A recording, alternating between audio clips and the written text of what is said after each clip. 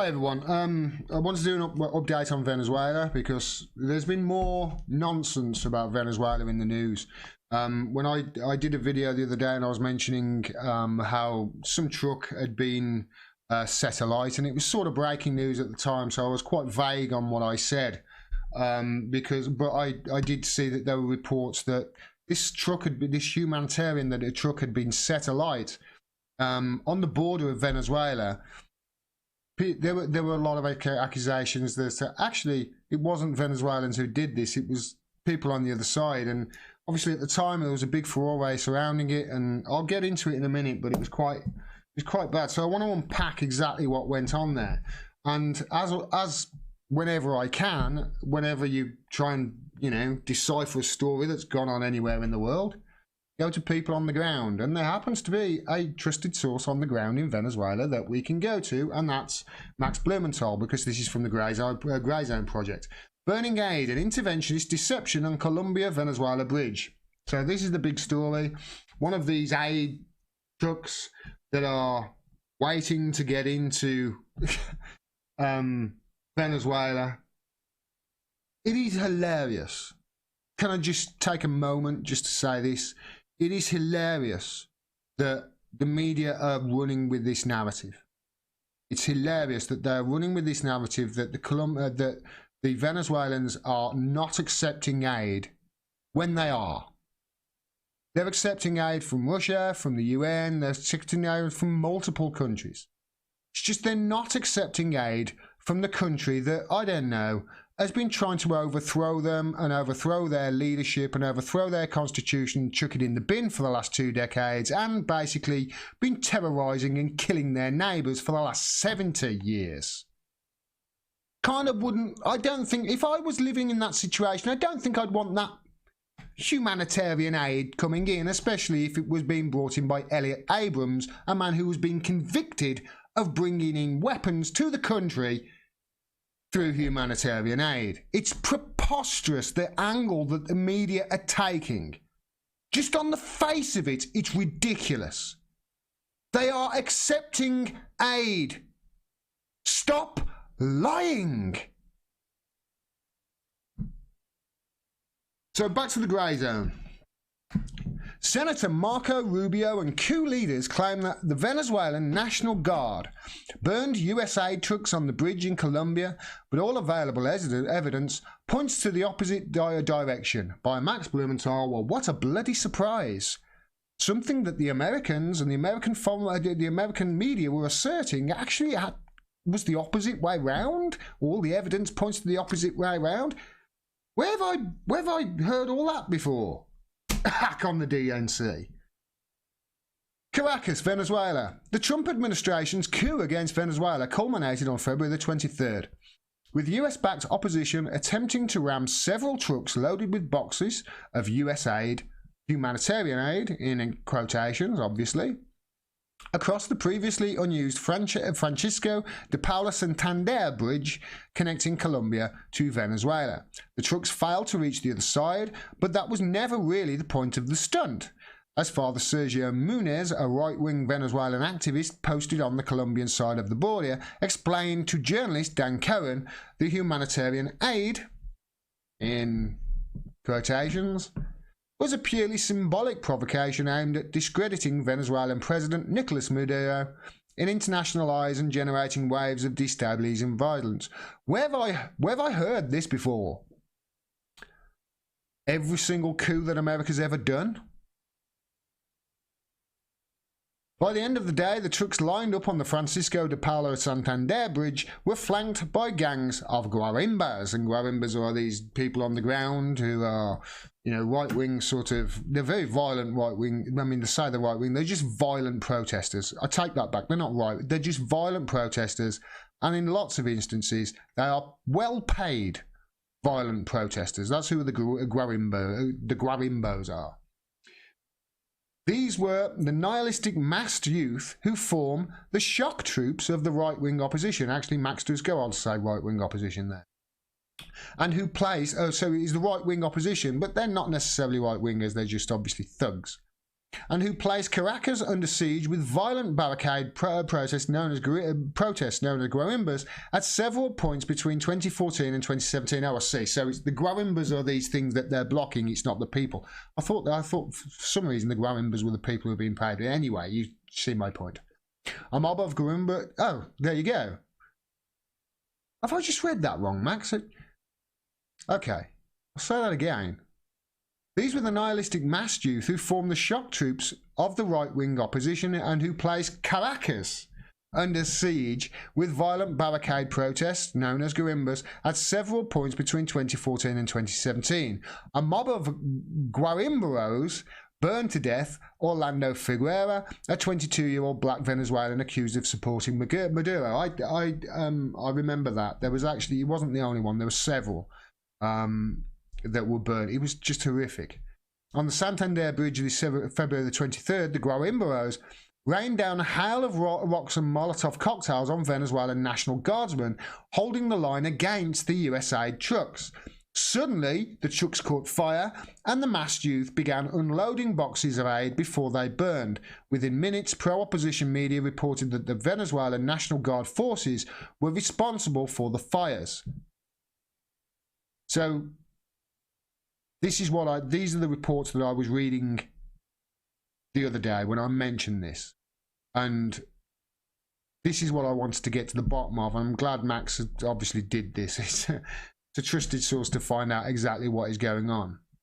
A reporter for the private anti-government channel NTN24 claimed without evidence that the Venezuelan security forces had caused the fires with tear gas.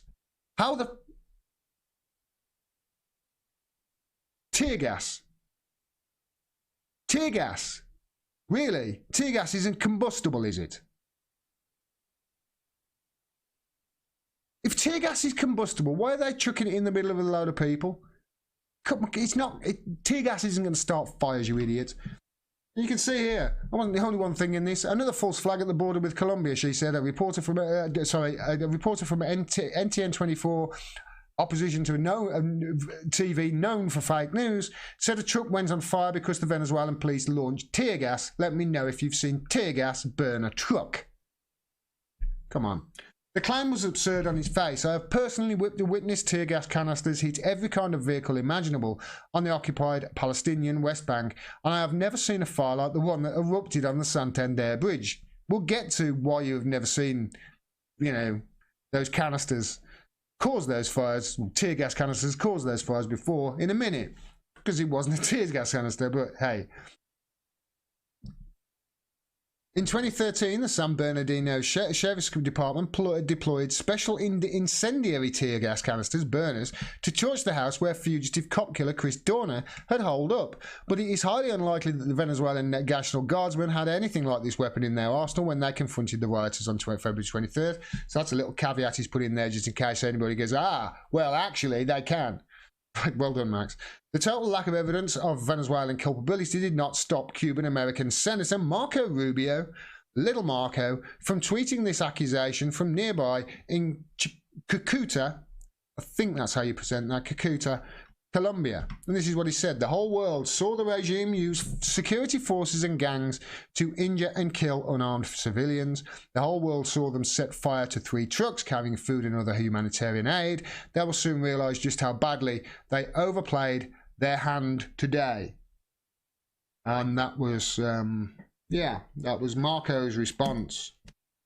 It wasn't his own response. He was obviously tweeting about Venezuela all day long, and in between a series of tweets about Venezuela, he decided to randomly tweet images of Gaddafi just before he had a bayonet inserted in his rectum and killed after the coup that America led again in Libya and turned that country from the richest country in Africa to a country that is a failed state and now has slave markets, open slave trade in the markets. That's in the middle of a dozen tweets about Venezuela, and it's still up. There's no veil on that. That's not a veiled death threat at all. That's a death threat. There is no veil. There's no way you can spin it. if you look at the context and you look at what he's tweeting about all in day long, that's a death threat. I can't believe Twitter have the gall to even say they have, you know, rules that they apply evenly and fairly, because they obviously don't. If that was anybody else, if that was somebody without a blue check mark, forget it. They're banned. The thing is, Marco Rubio is obviously tweeting out there, and everybody, the whole media in America all went, hey, you know, this must be what happened then. These aid trucks were burned down, and it's the Venezuelans' fault. Well, so the thing is, yeah, that's not the case at all, because Max goes on to explain in his article how Dianne Feinstein actually jumped on what Marco had said in that one tweet I read out. Dianne Feinstein really needs to shut the hell up. If anybody has seen the video of her with the children who had came to her with a petition on climate change. So Max goes on to explain that actually Dianne Feinstein and other people, or the senators, jumped on the bandwagon, and obviously the press jumped on the bandwagon as well. But then, you know, once people who were asking for evidence before they made assertions, once they got their evidence, it painted quite a different story, because this is from a guy called, let me just get his name right, Humberto Ortiz. My Spanish is quite rusty, but that pretty much says Noticias Uno, which is some sort of media company, and it's basically saying maybe the media company can, you know, try and identify this boy, or identify if it was this boy that set fire to the humanitarian truck. Just watch this. This is plain as day as to actually what happened.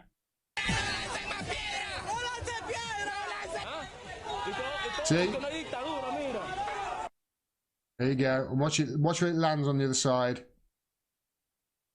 Yeah, there's the arrow. That's where it lands. And now we just go around the corner of this truck.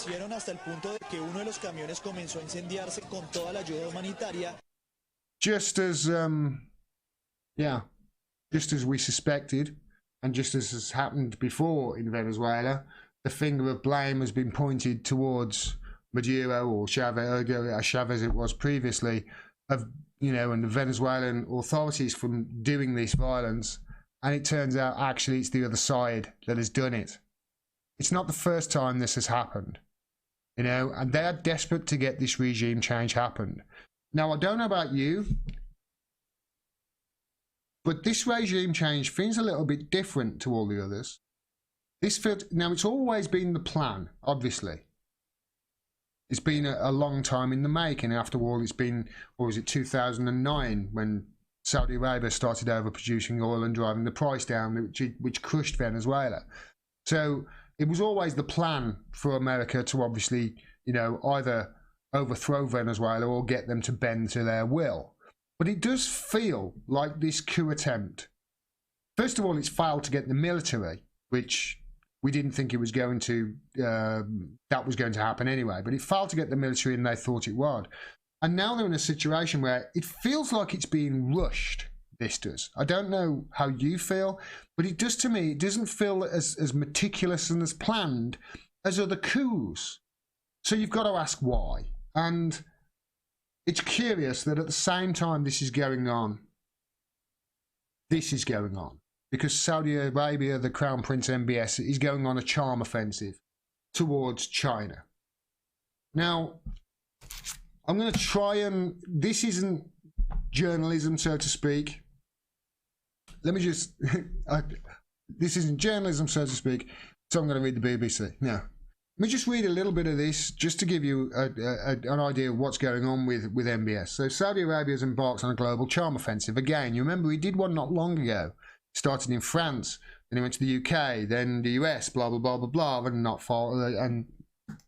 long after there was a alleged chemical attack in Syria that didn't turn out to be a chemical attack. It was around that time when he was doing this charm offensive of the West. In the last few days, he's appointed his first ever female ambassador. Well done. Yeah, I wonder if the BBC congratulated Syria and Bashar al-Assad for doing that about 10, 20 years ago, or whatever it was. To its top diplomatic post, Washington, D.C., while its de facto leader, the controversial Crown Prince Mohammed bin Salman, has just concluded a high-profile tour of Asia, discussing billions of dollars worth of trade and investment deals with China, Pakistan, and India. Less than 5 months have elapsed since the West recoiled in horror over the grisly planned murder of Saudi journalist and critic Jamal Khashoggi inside Saudi Arabia's consulate in Istanbul. The CIA and most Western intelligence agencies concluded that the Crown Prince, known as MBS, was most likely behind the murder, something Saudi officials strongly deny. Previously feted by Western cities, MBS was largely shunned by the West at the recent G20 summit in Buenos Aires. So you can imagine, right? MBS has come to power. MBS has come to power. He's obviously ousted his family or whatever he did and, you know, locked him in a bloody tower somewhere. But he's obviously overthrown... He's overthrown his family and he's come to power and he's gone on a charm offensive, and obviously everybody's very happy with the relationship between the West and the Saudi Arabians.